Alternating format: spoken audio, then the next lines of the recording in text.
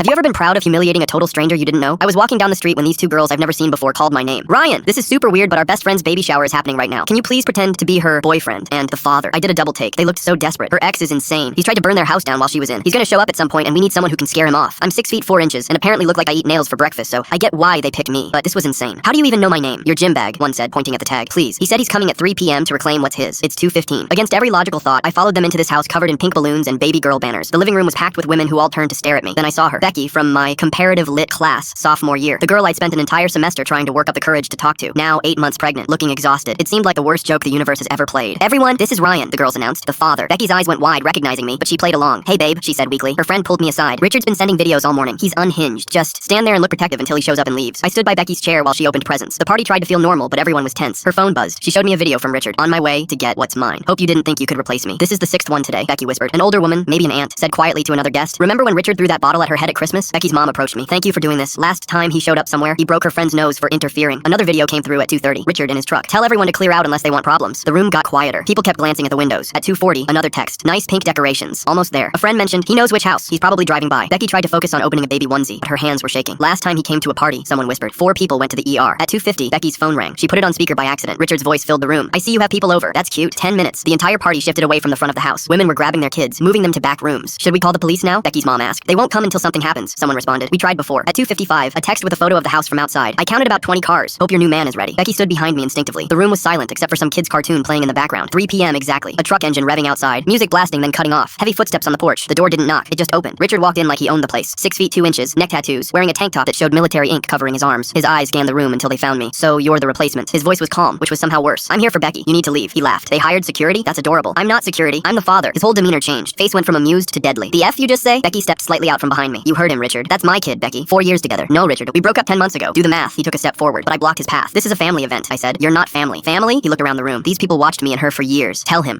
whose baby that is. Becky's mom's voice was steel. Someone who isn't welcome in my home. Richard's face went red. You old bitch. I stepped directly in front of him. Watch your mouth. He looked up at me, really seeing the size difference for the first time. You think being tall means crap? I've killed bigger men than you overseas, and I'm supposed to be impressed? Richard, Becky said, voice stronger now. You got the DNA test results. You know it's not yours. Those tests can be faked. Then take another one, I said, through the court. But today, you leave. He looked around. 20 phones pointed at him. One of Becky's friend holding the golf club. Me blocking his path to Becky. This isn't over, he said, backing toward the door. Not even close. He pointed at me. I'll find out everything about you. Good luck with that. He slammed the door so hard a picture fell off the wall. Everyone started breathing again. Becky collapsed into a chair. Thank you, she whispered to me. You don't know what you just did. Her mom was crying with relief. He actually left. He never just leaves. We tried to resume the party, but everyone was still shaken. Becky opened a few more gifts half-heartedly. About 20 minutes later, I walked Becky to my car to grab something. We found all 4 tires slashed. Oh my god, Becky gasped. Then her phone buzzed. A text from Richard with a photo of my license plate. Ryan, Berkeley graduate, 3712 Pine Avenue, apartment 6C. See you soon, hero. My blood went cold. He had my address. Full story on channel, link below.